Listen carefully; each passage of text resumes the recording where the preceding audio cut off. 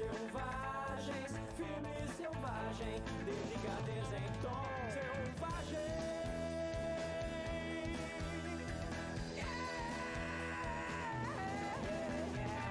Nada mais existe de melhor. Viva e se inicie no melhor. Vem, meu bem, vem que é bom, ver o que é bom, vem que é bom, ver o que é bom.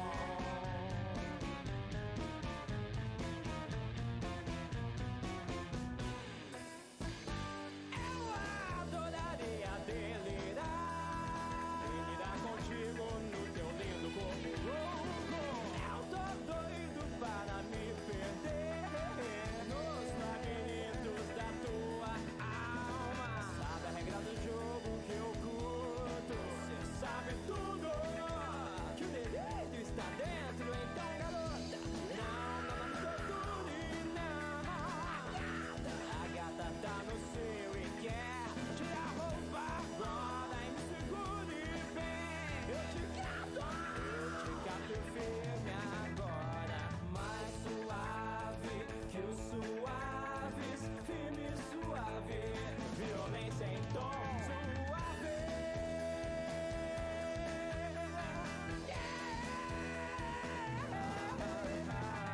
Nada mais existe de melhor. Viva e se no melhor. Vem, meu bem, vem que é bom, ver o que é bom, vem que é bom, ver o que é bom.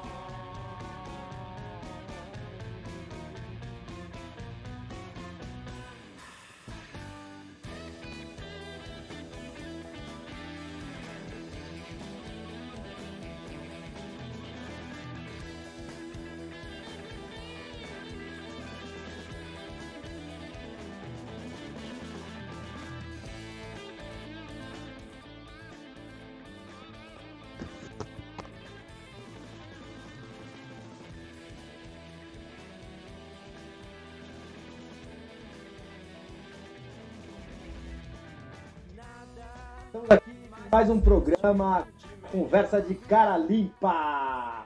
Maravilha! Sejam todos muito bem-vindos, muito bem-vindas e muito bem-vindes. Vou começar a falar um pouco aqui a respeito dessa modernidade. Estamos todos inseridos, bem atolados nessa pós-modernidade, chamada também de modernidade tardia, modernidade líquida. Então eu vou recitar aqui uma poesiazinha bem curta, bem pós-moderna, para a gente iniciar, ok? Vamos lá! Durante a nossa vida, conhecemos pessoas que vêm e que ficam, outras que vêm e passam. Existem aquelas que vêm, ficam e depois se vão.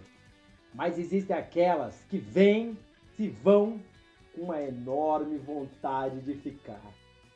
Charles Chaplin, você está no programa Conversa de Cara Limpa.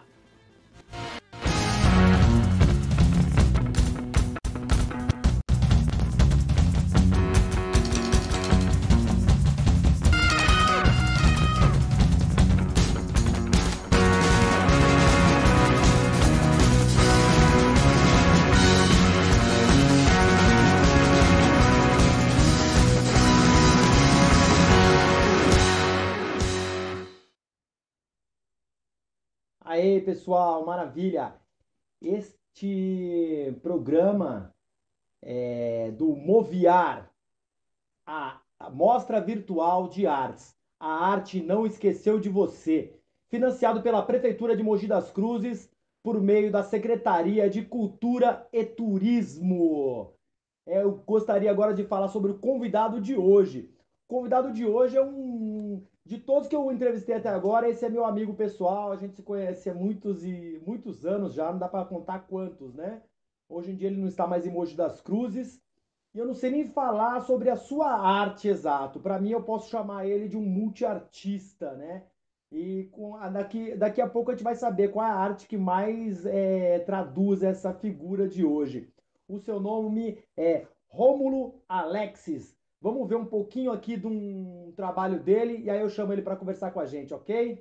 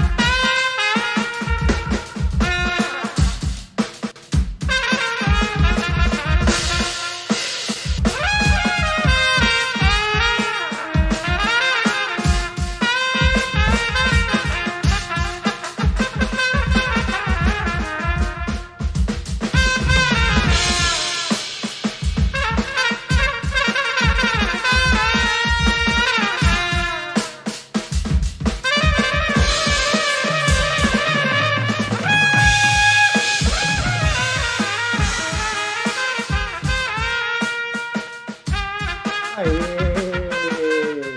Que gostoso de ouvir, não é? Maravilha. Então, agora nesse momento aqui, eu chamo o nosso convidado para dar o ar da sua graça, falar um pouco de si.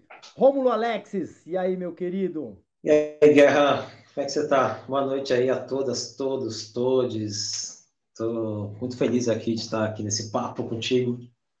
Ô, querido, boa noite. Eu que falo bem-vindo, obrigado pelo convite, né? É uma noite especial para mim, aqui para o Estúdio Limoeiro, né, cara? Queria agradecer aqui o Estúdio Limoeiro na pessoa do Elias Mingoni, que é uma pessoa cara para você também, né? Então, escorpianos do coração.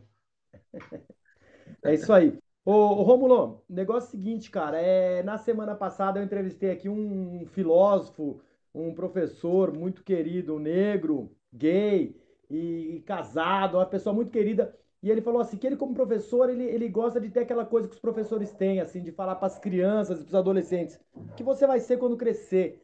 E eu falei para ele, né, e falo para você, não, eu sou diferente, cara, eu gosto de começar minhas entrevistas falando assim, o que você foi quando era criança?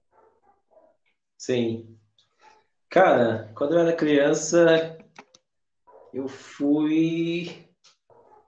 Eu acho que eu já era um pesquisador quando eu era criança, muito curioso, assim. Era uma criança muito curiosa em termos de artísticos também, mas em termos de uma curiosidade pela vida, assim, por coisas diferentes mesmo. Então, acho que eu, quando era criança, eu era um pesquisador, eu acho. Que bacana. E me fala um pouquinho da criança escolar. Quando você chegou na escola, como é que foi? Cara, Sofreu um pouco, doeu, aquela coisa de se encontrar com outros seres humanos, aí ver começar a ver aquela maldadezinha humana, aquelas judiações pueris. cara, eu sou um bicho bem gregário, assim, eu sempre gostei muito de pessoas. Então, quando eu estava, meu período escolar, eu fui feliz no meu período escolar, viu, bicho? Por incrível que parível, eu fui bem feliz, tive muitos amigos e amigas que eu já não, já perdi o laço hoje em dia, né? Então, foram pessoas que foram vitais naquele momento, mas eu era uma criança bem entrosada, tal, era um bom aluno, um bom estudante, sempre fui bastante concentrado, tirava boas notas e até ajudava uns amigos, os amigos passavam umas colinhas também. Tinha uma criatividade para fazer colinhas interessantes. Eu acho que faz parte, né, desse de desafiar o sistema, né? Fazer colinha quando você é criança e tal. Não, E a você escola era, foi bom comigo, que digamos. legal. E você era inteligente? Como é que você se acha? Você era inteligente ou era mediano ou era medíocre? Cara, eu era inteligente, eu não era o que se eu me esforçasse mais, eu seria exemplar, mas eu não tinha problema para estudar, assim, nunca tive. Saquei como que é. Exatas, eu gostava até muito mais de física do que de matemática, por conta de poder usar mais a imaginação, assim, um pouco ficar. Física, tipo, você viaja num algo concreto, muito mais do que só aquela coisa algébrica e abstrata, né? Eu gostava bastante dessas coisas. Que legal, maravilha. Vou dar boa noite aqui pra galera que já tá assistindo a gente aqui, Rômulo. O Quem que tá Rômulo, na. gente, fala comigo, ele fala comigo pelo Meet, né? E eu fico aqui com o Facebook aberto aqui, vendo as pessoas aqui. Eu tô vendo a Teresia, a famosa TT, Teresia Luiz, que é uma palhaça, é uma grande, tem uma vida assim de health and fitness, né? Tem uma grande alma, também uma grande atleta, pedala bem. Tem o Rodrigo da Rosa aqui, que é um palhaço também, querido pra caramba. Tem aqui o Paulo Betzler. É um músico aqui de Mogi, aqui, Rômulo. Gente boa pra Nossa, caramba. Um baita de um percussionista. Também é produtor cultural. Tem um programa aqui também na internet muito bacana aqui com os músicos de Mogi. Você sabe que o Mogi é o lugar onde tem mais músico por metro quadrado, né? é fértil, né? Isso é muito legal. Então, eu queria dar uma boa noite para vocês, gente, que estão aí assistindo a gente. Estamos aqui com Conversa de Cara Limpa, Rômulo Alexis. Rômulo Alexis, eu queria que você falasse um pouco agora, querido, para a gente saber aqui que começou você tocando um trompete, né? Mas eu Sim. conheci você como ator, né? Conheci você como ator. A primeira vez que eu te vi foi numa aula de teatro minha, depois eu fui assistir um espetáculo seu. Então eu já te vi como ator, já te vi como cantor. Inclusive abriu aqui o programa, quem estava assistindo no começo, com uma música tocando aqui, você de fundo. Um Cadê? vozeirão aqui. Então fala pra gente como foi sua caminhada na arte, assim, o momento que começou e até onde tá, a gente tá vendo, né? A gente vai falar disso um Sim. pouco mais tarde, mas eu queria saber como é que foi esse início aí. Cara, vamos lá. É uma longa história, né? Vou usar essa aqui tipo terapia, tipo regressão, vou fazer. Uhum. Cara, eu sempre fui uma criança muito artística, sempre desenhei muito desde criança. Eu tive, assim, falam que preto não tem privilégio, né? Preto tem menos prejuízo. Eu tive o menos prejuízo de ter uma família, um pai e mãe em casa, assim, que estimulavam muito o estudo, né? Estimulavam muito essa coisa.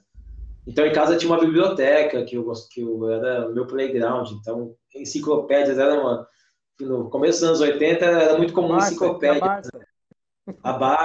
Em casa tinha a Conhecer, na verdade. Conhecer, pode crer. Tinha uma vermelha que era, esqueci o nome agora, mas que eram enciclopédias muito ilustradas, assim. Isso foi me despertando a curiosidade de desenhar e de copiar aquilo. Então, eu tive esse estímulo.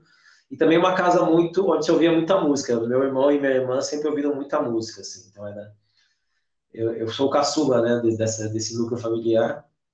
E Uhum. aí, era uma casa muito... Embora ninguém fosse artista, ninguém fosse uma pesquisadora, nem nada nesse sentido, né? Meu pai trabalhava na Furnas, era um funcionário dessa empresa de energia que tem em Mogi.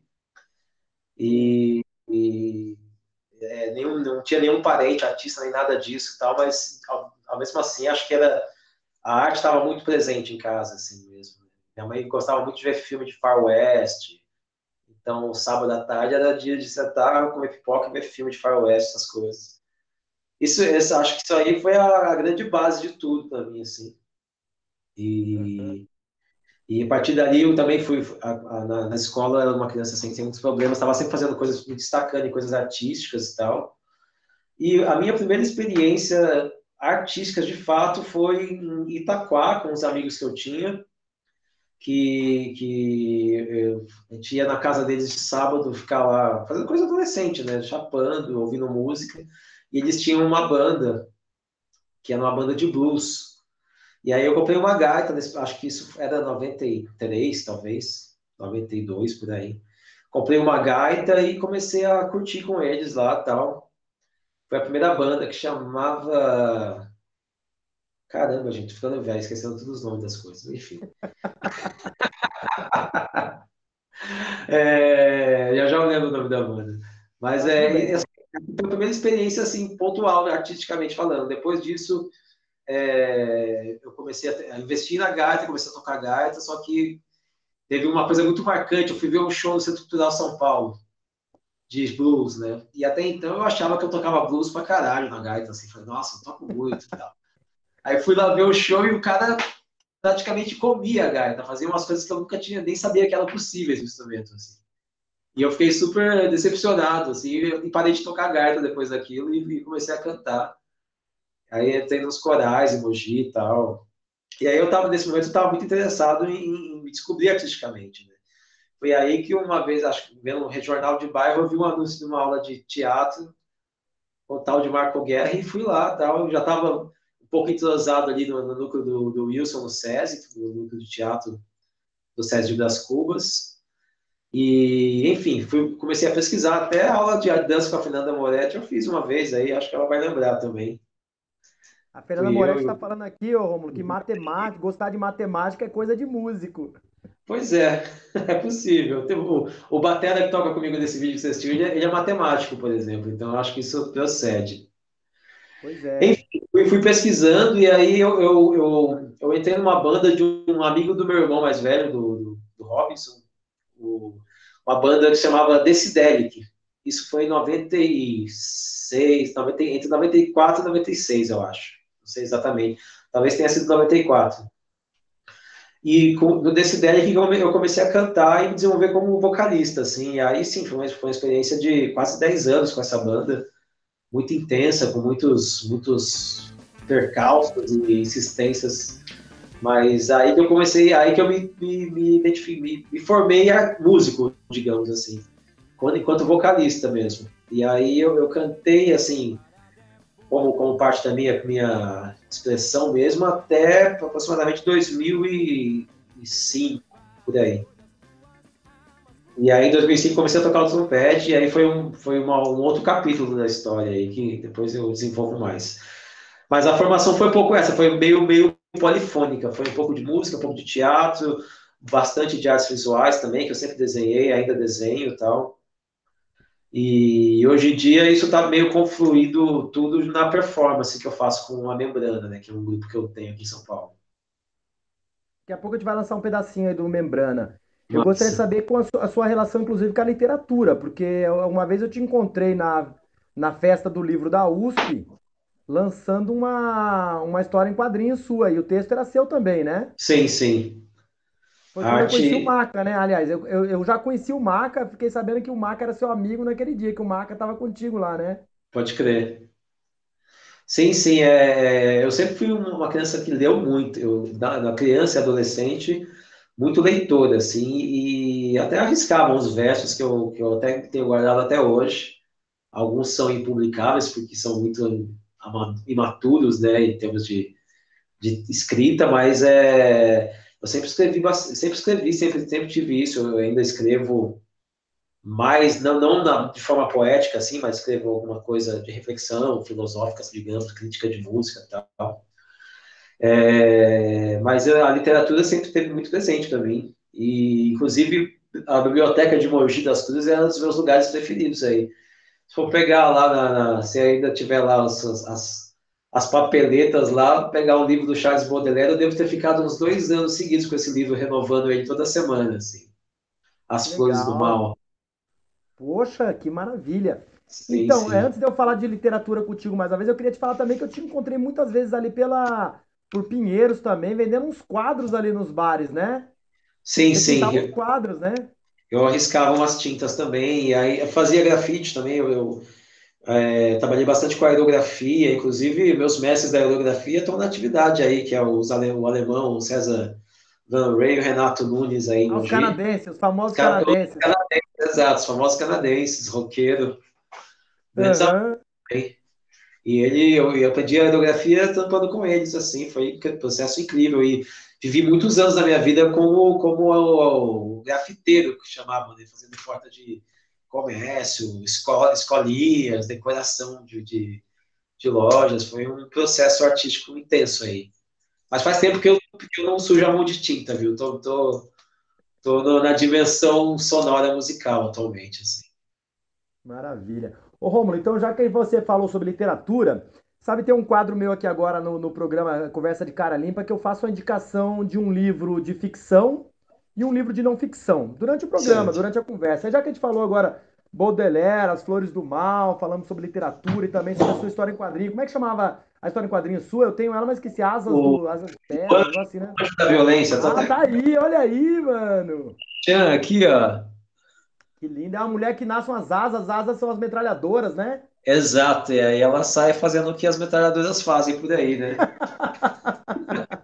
É isso mesmo. Então, aí eu queria falar aqui, eu queria que você falasse para mim. Eu queria fazer a indicação de um ficção e um de não ficção. Então você escolhe. Qual que você acha que eu devo indicar primeiro? O de ficção ou de não ficção? Ah, vai o de ficção, né? Acho que é O de ficção, né? interessante. Acho que Legal, maravilha. O de ficção aqui, cara, eu quero fazer aqui uma homenagem aqui ao Emicida. Daqui a pouco a gente vai falar um pouco do Emicida. Eu li uma entrevista do Emicida ontem na Folha.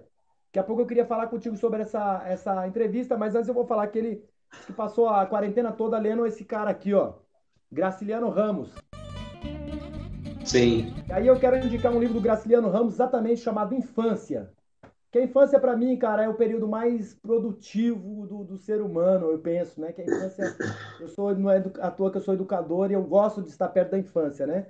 Então, o Graciliano Ramos teve esse livro aqui, Infância, onde ele vai falar da sua infância em vários estados do Nordeste, né? O pessoal pensa que ele é lagoano, mas ele viajou em vários outros estados até se fixar lá em Palmeira dos Índios, né? Que foi a cidade que ele foi, inclusive, prefeito, né? Foi prefeito lá e lá ele foi preso, inclusive. Aí eu queria ler um trechinho bem rapidinho aqui, se você me permite. Ele fala Lógico. assim, ó. Deixe-se escrever da mesma maneira como as lavadeiras lá de Alagoas fazem seu ofício. Elas começam com uma primeira lavada, malham a roupa, suja na beira da lagoa ou do riacho. Aí elas torcem um pano, molham-no novamente, voltam a torcer. Colocam um anil, ensaboando e torcendo uma, duas vezes.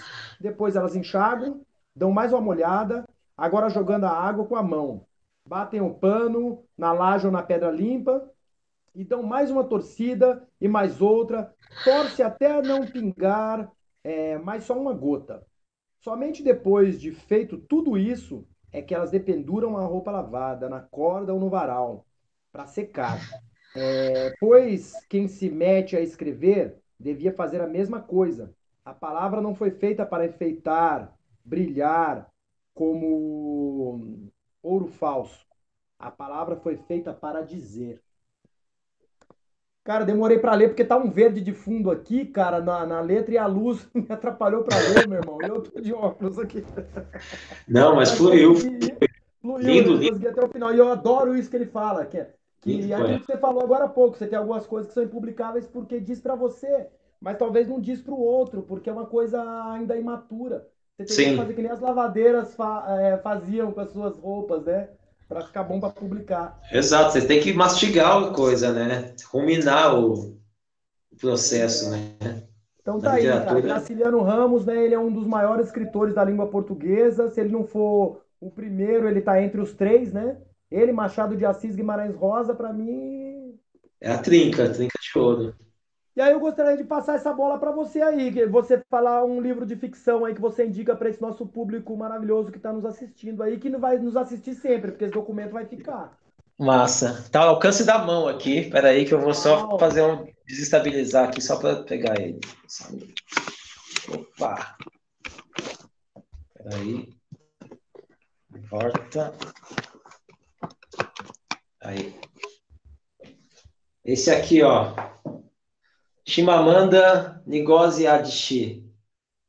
Famosa Chimamanda. Conheço. Não conheço esse livro, mas conheço essa mulher, cara. É uma escritora nigeriana incrível. Esse aqui se chama No Seu Pescoço. É um livro de contos. E ela é sagaz nessa linguagem do conto, viu? Porque ela consegue. São vários contos, são uns 10 contos, né? Todos se passam com personagens nigerianos, tal, mulheres, homens, e trazem outro ponto de vista, né? É uma outra. Eu diria que é uma literatura decolonial, assim. Você se liberta um pouco desses olhares das tradições eurocêntricas, né, desse olhar hegemônico ocidental, e é bem interessante, assim, são outros paradigmas de humanidade, de literatura que a gente vai encontrar nela. Que maravilha. Não só ela, mas todos os escritores africanos têm esse mergulho mais profundo na alma humana aí, né? Sim, sim. E trazem um outro ângulo, né, digamos assim, né, Aham. sobre o humano, assim, né? É bem interessante. Que Rico legal, mesmo. maravilha. Então vamos continuar nesse papo aqui. Eu queria te falar o seguinte, cara. Ontem eu lendo a Folha, eu vi uma entrevista com o Emicida, né? E nesse final de semana a gente foi saber que o Emicida ele foi indicado a 2 Grammys latinos, né? E, e ele está escrevendo o terceiro livro dele, que vai ser publicado agora. E aí eu queria que você desse sua opinião, né, cara, com relação a isso aí, sobre essa coisa do negro brasileiro, ou do preto, como você prefira falar, é, buscando esse espaço aí, né, cara, dessa, inclusive que você citou aí da descolonização, né? Sim. O que você Cara, tem que falar aí? O MC é uma referência, né, nacional em termos de tanto políticos, né, quanto de linguagem, de musical, de negócios, assim. Ele marca um novo momento do hip hop, né, e da cultura preta no Brasil, né. Preto, negro, afrodescendente, acho que isso são etiquetas que, na verdade, dizem muito pouco sobre o que é esse ser humano de pele escura, né, de cabelo carapinha, de lábio às vezes mais grosso, de nariz largo, né. Eu acho que toda essa ideia sobre racialidade, ela é muito infeliz e ela nunca contribuiu em nada para a humanidade. a não ser para a vantagem de uma raça sobre a outra, né? Inclusive, esse conceito foi inventado para isso, né? Para sobrepor o poder de um contra outro e foi reafirmado cientificamente, enfim. Há quem diga que a ciência é uma ficção também, né? Que nada na ciência é tão definitivo quanto ela diz ser, né? Então, a gente pode falar que a ideia de racismo ela é uma ficção científica muito das mais nefastas, né? A ideia de raça.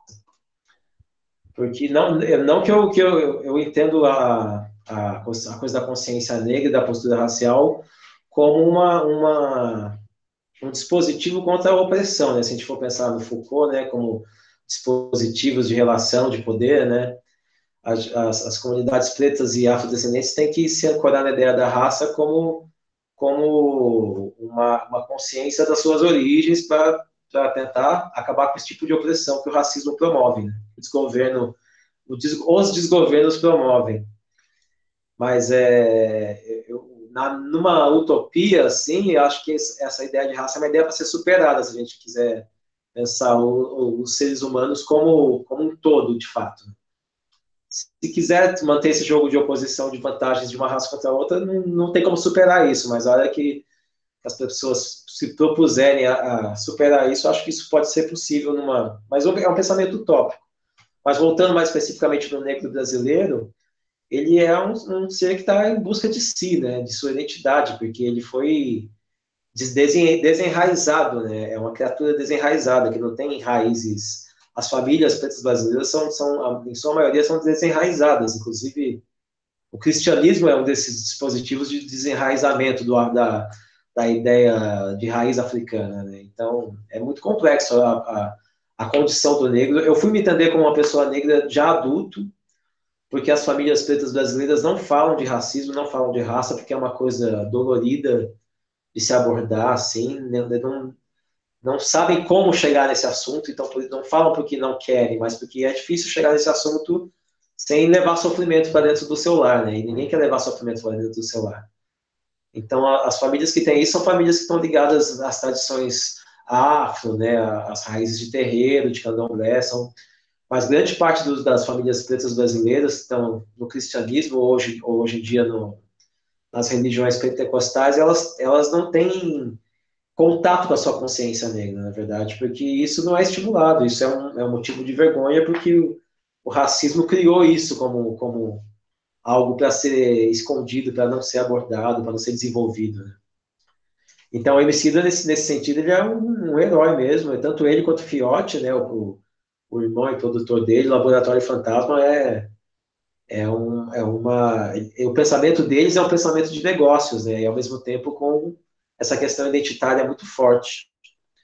Não sei se eu abri muito o leque aí da resposta, mas... Não, cara, eu acho que foi maravilhoso o que você falou. É bem interessante o que você trouxe da questão de você compreender a questão da sua negritude, da sua história, você é adulto, de não ter sido falado.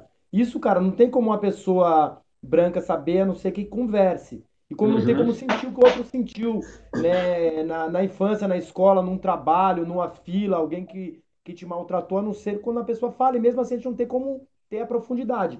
A sim, Fernanda, minha companheira, conversou comigo uma coisa esse final de semana, né?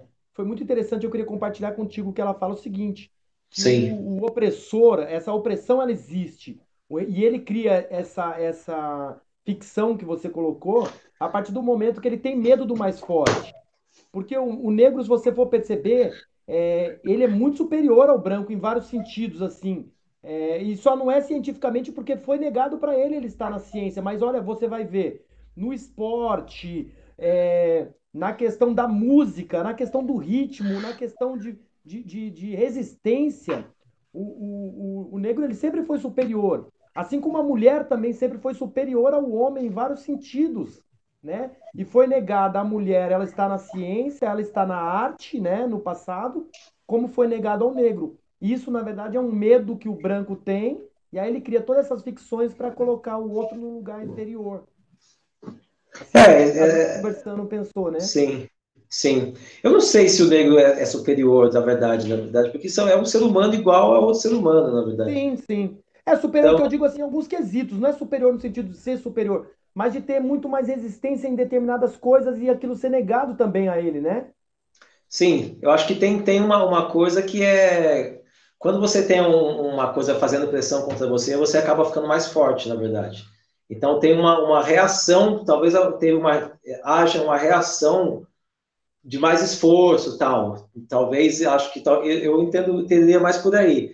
Mas que é uma coisa que custa caro, né? Porque são pessoas que têm problemas de pressão alta muito congênitos, são pessoas que vivem menos, então é uma coisa, pode haver até essa coisa que você está chamando de superior, talvez uma coisa de mais força, mais esforço.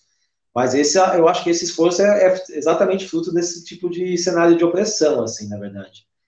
Certo. Então, essas são pessoas que vão menos aos médicos, são pessoas que se cuidam menos em termos de alimentação, de saúde, tudo para, de repente, responder a uma expectativa que é parte do racismo também, entendeu? Então, Maravilha.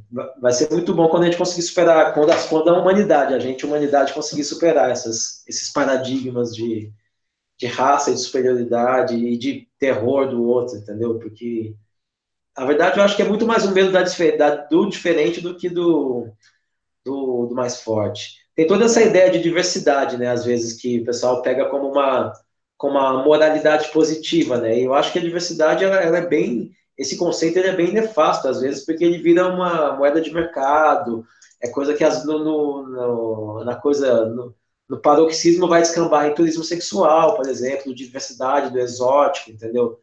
Então e tudo isso tem a ver com esse olhar com o que é diferente, né? Que nasce de uma ideia de um ser universal, um ser que é a referência universal. E eu acho que é isso que a gente precisa superar, né? Essa ideia de universalidade de um conceito, de uma ideia de um ser que é branco e de pele clara, entendeu? Essa ideia universal, que a gente vê na figura do Cristo, né? Ele é essa figura que o cristianismo trouxe, né? Esse cabeludo branco e tal, ele reflete uma ideia de universalidade, né? Padrão para todos, né? Enfim, estou aqui malhando o cristianismo, mas não é nada pessoal, é só por como ele é Não é uma operado. coisa nitiniana, não, né? Não é niilista e tal. Maravilha. Então é o seguinte, vamos falar um pouco aqui agora sobre a membrana, cara. Você falou um pouco do laboratório fantasma do Emicida. Vamos falar um Sim. pouco da membrana. Explica pra gente um pouco o que que vem a ser. Cara, a membrana Fiat Lux, membrana experimental Fiat Lux, ela é meio um laboratório de linguagens, assim, de mistura de linguagens. Eu conduzo a membrana desde 2008 junto com a Leila Monsegur, minha companheira.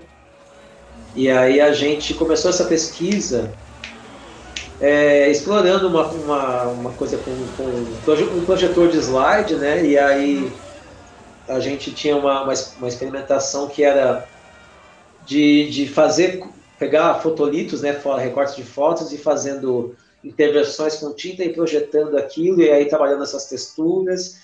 E aí a gente fazia, às vezes, isso em shows, né? Como vídeo cenário para show.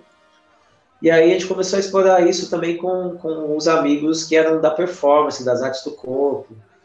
E aí começou a gente fazia isso, as primeiras experiências da membrana aconteceram no CCPC, aqui em São Paulo, que é ali na Consolação, Centro Cultural Popular Consolação. Acho que você conheceu, né, Guerra? Sim, enquanto você tá falando, o público tá assistindo aqui um Sim, trechinho, tá mostrando aqui sem som. Agora vou lançar um pedacinho para eles verem aqui com som aqui, tá bom? massa. Maravilha. Eu sigo falando ou a gente ouve um pouco e depois eu sigo? A gente ouve um pouquinho e a gente fala. Tá. Esse é na função progresso, né? Esse na...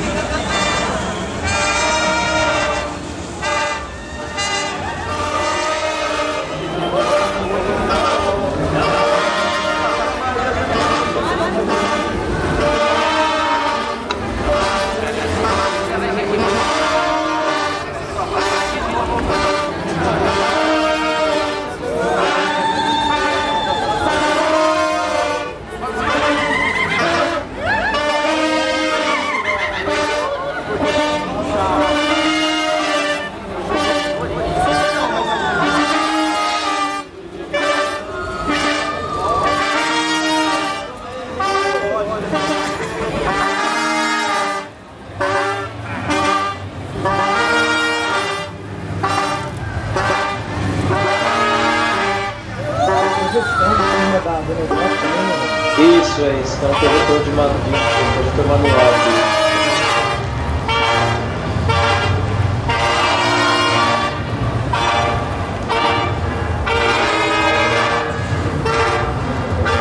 Muito bacana, cara. Tipo, e ali dá a impressão pra mim que é a Fundição Progresso, parece aquelas chaminés ali. É a Casa das Caldeiras aqui em São Ah, Paulo, né? Casa Barra das. Funda. É, Fundição. Ô, velho, Casa das Caldeiras, Fundição Ah, Progresso é no Rio de Janeiro. Eu é no tô, Rio. tô moscando. Tô moscando completo. É, Casa das Caldeiras, isso mesmo. Então, Isso. cara, que maravilha. Bacana o trabalho, velho. Muito interessante. Ali vocês misturam música, teatro, projeções.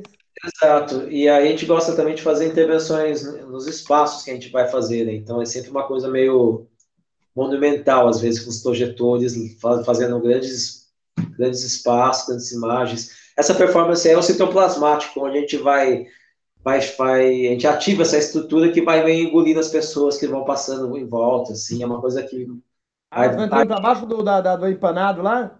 isso, que a gente chama de citoplasma, é como se fosse uma grande célula viva, assim, que vai engolindo as pessoas.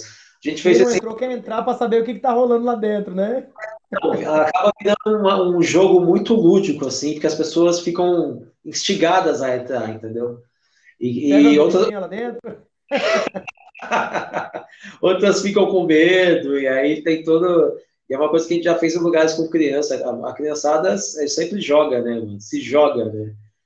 E Interessante. é muito legal, é uma coisa que toma vida própria, assim. Parece que você está só fazendo atravessado por aquilo. É muito forte, assim, enquanto performance.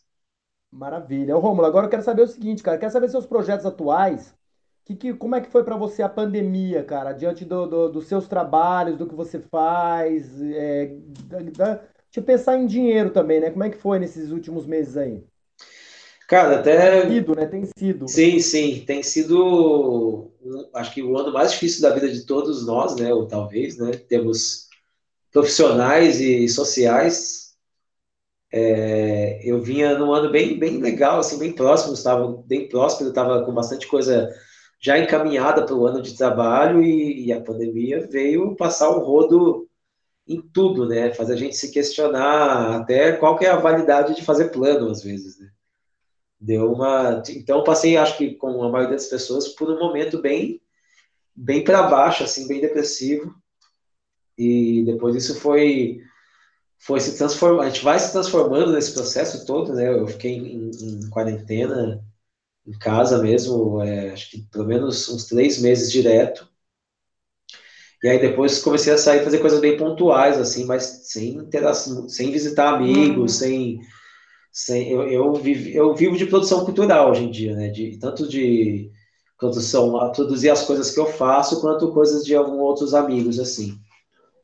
E tudo isso parou, né? Tudo que estava acontecendo parou.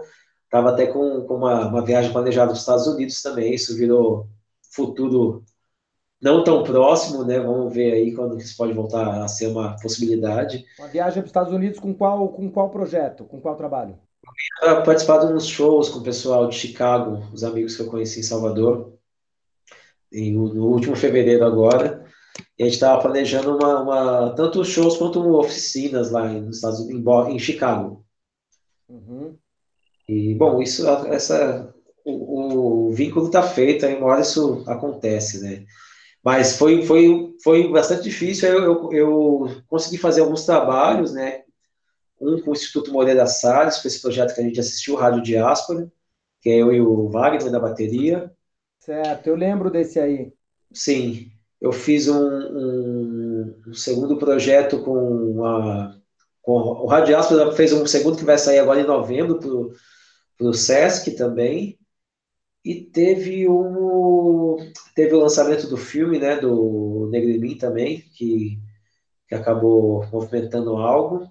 Enfim, tive algumas coisas bem pontuais, assim, que deram para segurar a onda e tal, mas bem difícil, né? Imagino que para todo mundo mesmo, em termos de laborar, para todo mundo que trabalha com público, com artes de espetáculo, né? Acho que é o momento mais difícil das nossas vidas mesmo aqui nesse país. Ô, Rômulo, então o projeto Negro em Mim, como é que foi? Foi durante a pandemia ou já estava rolando antes já? O Negro em Mim foi um processo de 5 anos, esse filme. Ele começou como naquela época que teve aquela polêmica com o grupo Os Fofos no Itaú Cultural. Lembra do Blackface, dos Do fofos, encenam, Blackface. né? O Maca e a produtora que na época fazia parte do projeto, a Fernanda, que foi sua colega na USP, né? Uhum. Eles começaram esse projeto lá em parceria com o Itaú Cultural e a princípio ia ser uma série. Então eles fizeram algumas captações que grande parte acabaram depois se desenvolvendo para a ideia do longa-metragem Negro em Mim, que ganhou o PROAC em 2018 e foi finalizado em 2019. E eu participei do projeto desde o começo, assim, com o Maca e a Fernanda, e já contribuindo com a trilha sonora, né? E depois que eles ganharam o prêmio do PROAC para desenvolver o filme, aí sim a gente conseguiu sentar e desenvolver a trilha junto com as imagens e pensar o filme. Foi um processo bem rico. E ganhou o prêmio do júri, né, do Festival Guarnicê, que teve agora no Maranhão. Que bacana. Aquele que estava em votação, ele ganhou o prêmio? Isso, é. Ganhou o prêmio do júri. Bacana. Vamos assistir o trailer então? O público aí tá querendo ver o trailer do Negro em Mim. Aí de repente eu faço algum comentário aí você me responde. Beleza.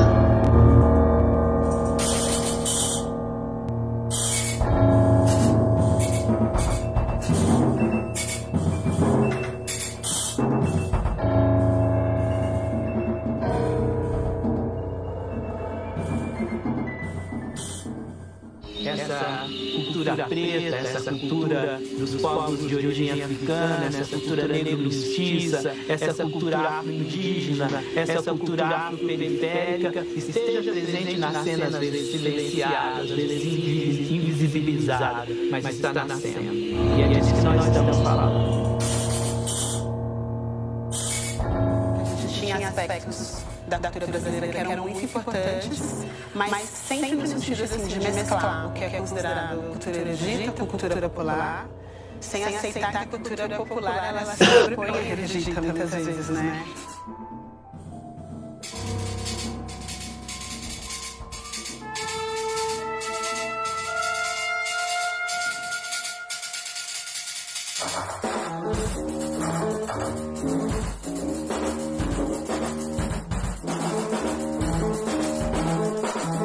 Música sua ou você também puxa de outras músicas? O corpo político ele já é. E aí a gente pode fazer uma Tem música do Pelim, que é o grupo músico de metal de São Paulo. Tem umas e pretendo um rato de aspa. Mas como é que falar isso? Eu não tô conseguindo saber. Beleza.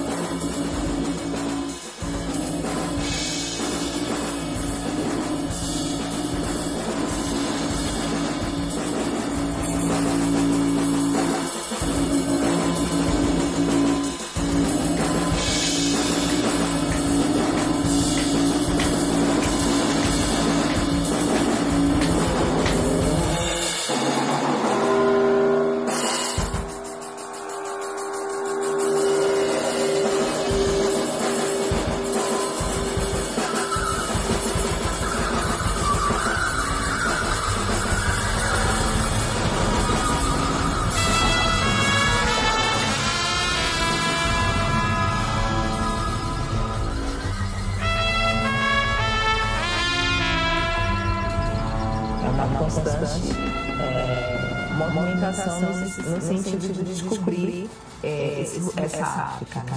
Que é essa África imagética, ou essa África ancestral.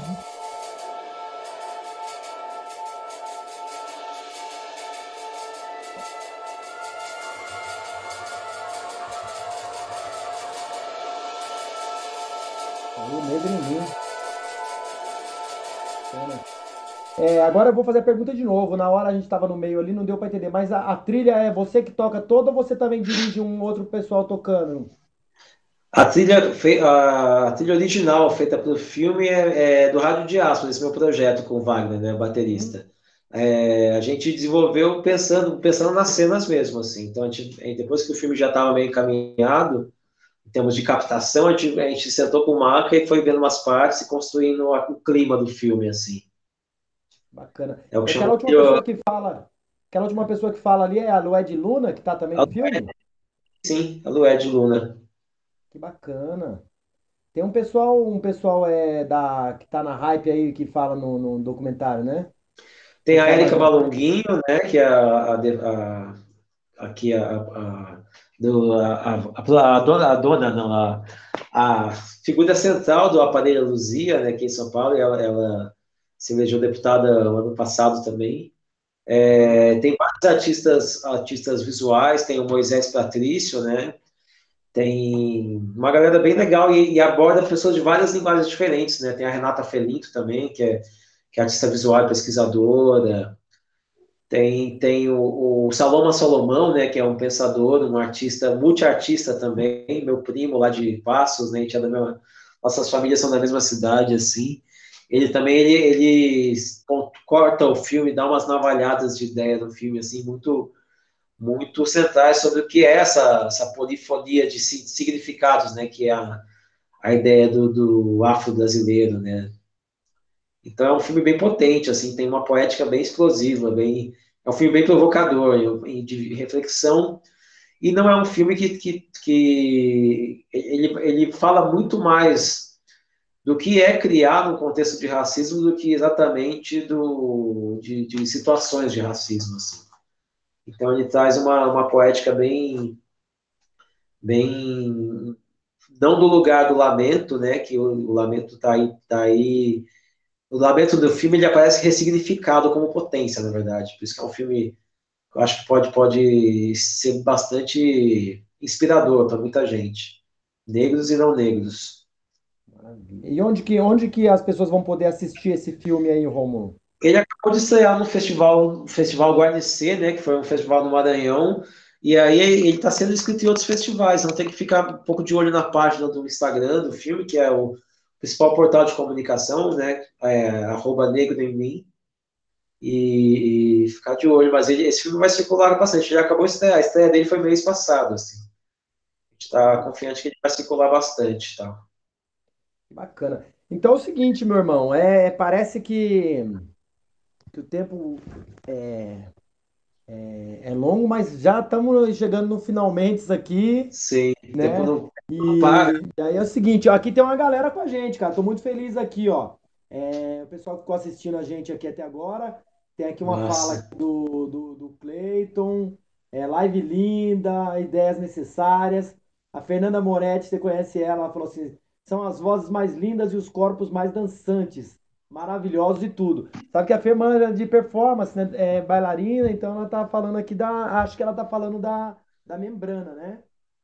Eu Bacana. E a fiz, foi Thalita aqui, ó. Manda um beijo pra Extrema. Você é mineiro, Rômulo? Você é mineiro? minha família. Eu nasci em Mogi mesmo, mas Ah, você nasceu em eu Mogi. minha mãe são mineiros, tá? Tem uma mineira aqui falando, manda um beijo pra Extrema. Um beijo pra Extrema. E pra Minas Gerais toda, Brasil, mundão. Então é o seguinte, eu vou falar aqui de um livro aqui agora de não ficção, né? E aí eu passo para você falar as suas palavras finais para esse público maravilhoso que está com a gente. E depois aqui nós estamos no Facebook, né? Estamos gravando. Depois isso aqui vai para o YouTube no canal Marco Guerra. Quando você quiser passar para alguém, é só mandar o link lá, Fechou, tá bom? mano. Então, um livro de não ficção aqui que eu vou mostrar é um escritor que também é caro para você, que você já leu muito esse cara, que eu lembro, que é o Herman Hesse. Grande. Herman Hesse foi um grande ficcionista, né, cara? Um grande romancista, contista, mas ele também tem alguns livros de não ficção. Esse, por exemplo, chama Para Ler e Guardar. Então eu vou ler só um trechinho curtinho, bem curtinho mesmo, passar para você aqui, que ele vai falar sobre muita coisa, e ele vai falar também sobre arte, né? Sim. Então ele vai falar uma coisinha aqui da arte e eu vou ler pra gente. Ele fala o seguinte, rapidão, aqui, ó. Bem curto. O segredo de toda verdadeira arte está, talvez, lá onde a razão e a magia se tornam uma só coisa. Curtão, é Cara, quase adorei. um haikai isso aí. Hã? Quase um haiku, né? Um haikai. Quase mais cai, quase mais cai. Vou até repetir aqui pra galera aqui, ó. Só nem captou, acabou e o pessoal ficou se empanguando. O segredo de toda verdadeira arte está talvez lá onde a razão e a magia se tornam uma só coisa.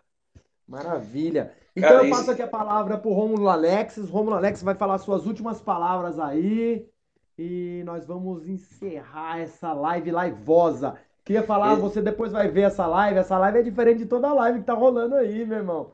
Queria aqui deixar meu agradecimento novamente aqui para o Estúdio Limoeiro, na pessoa do Elias, como que é? Mingoni que eu gosto. Foi o Demais. palhaço que deu o apelido para ele, falou que é Mingoni que eu gosto. Boa, melhor apelido. Cara, vou agradecer novamente aí, Guerra, esse papo aí contigo. Saudade aí de se trombar e também trocar essas ideias, sempre foram muito ricas, sempre foi estimulante, né? Lembro sempre das nossas pesquisas quando você estava no CPT lá com o Wilson também, que a gente ficou gestando várias ideias e só aquele processo já foi uma explosão de significados, assim, das 10 mil coisas, né, que estão aí Aham. nos estimulando e nossa riqueza maior é essa, né? Rolou uma dramaturgia que ficou pronta, né? Os longos dias de silêncio branco. Exato, uma hora isso estreia, algum dia. É, E eu gostei muito dessa frase do Hermann Hesse que você trouxe aí, porque isso se conecta muito com essas poéticas não ocidentais, né? Tanto com o teatro no, quanto com as artes africanas, são coisas que eu gosto muito, são fontes que eu gosto muito de beber, assim, porque elas abrem uma quarta dimensão, talvez, né, da experiência humana, né, que a arte traz, assim, né? Então, é isso, acho que a arte está aí para a arte, que é essa coisa tão desvalorizada aqui nesse pedaço do mundo onde a gente vive, ela tá aí resistindo até hoje porque ela é mais potente do que qualquer tipo de ideia de opressão e de injustiça, assim, ela tá aí dando significado para muitas vidas, né? Então eu fico feliz de ser um desses que vive e bebe dessa coisa artística, porque é isso, acho que isso dá sentido não só para minha vida, mas para muitas vidas também, eu acho. maravilha, Rômulo. É isso aí, cara. É, eu acho que a gente tava falando hoje um pouco antes de começar sobre a questão da gente já tá aí quarentão, já caminhando já para meio século de vida. E o que vai melhorando na gente é essa questão, né, cara, de poder entender a arte que pra gente foi tão, como chama no começo da nossa vida, que chegou para nos salvar, né? Em primeiro lugar, nos salvou. E Sim, nesse momento nos consegue colocar um momento de pensar que a gente pode salvar mais um bocado de gente, assim, com a nossa arte, né? Sei lá, de poder levar isso que o Herman Hesse falou, de fazer as pessoas ver a arte com outros olhos, de ver ela como uma emancipadora da alma, né? sim, De fazer a leitura desse mundão aí tão que já é uma coisa ilusória, né? Colocar um véu capitalista por cima, douraram a pílula de tal maneira que as pessoas estão mais perdidas do que antes, né? sim, então, Então, se a gente sem puder dar nossa referencial, opiniãozinho, que seja, né, já vai poder ajudar. sim, é isso Então, aí, meu querido, eu vou me despedir do público aqui. Não sai daí não pra gente poder bater um papo no final aqui no making off aqui, que não vai entrar, né? Aí a gente pode, né, abrir beleza. aquele whisky. Tô brincando, eu nem bebo mais. Então é o Ativar. seguinte, pessoal que está aqui na live, livosa, conversa de cara limpa, eu queria mandar um beijo aqui para todos que ficaram com a gente até o final, e não só para esse, mas para os que vão vir depois também. Vai ficar gravado, depois vai para o canal Marco Guerra no YouTube, quem quiser assistir lá, vão estar todos os programas lá, Conversa de Cara Limpa.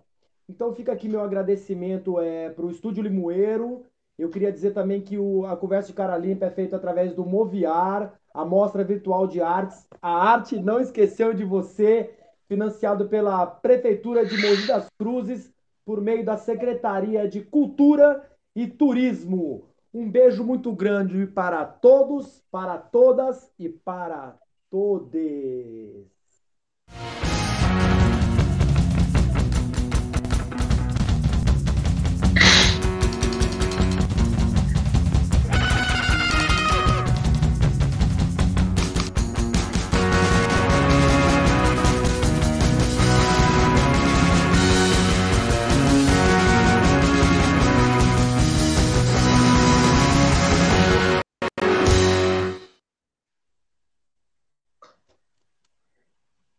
E esse make-off aí? Tá rolando já. Ainda não encerrei, não. A gente tá falando que tá parecendo.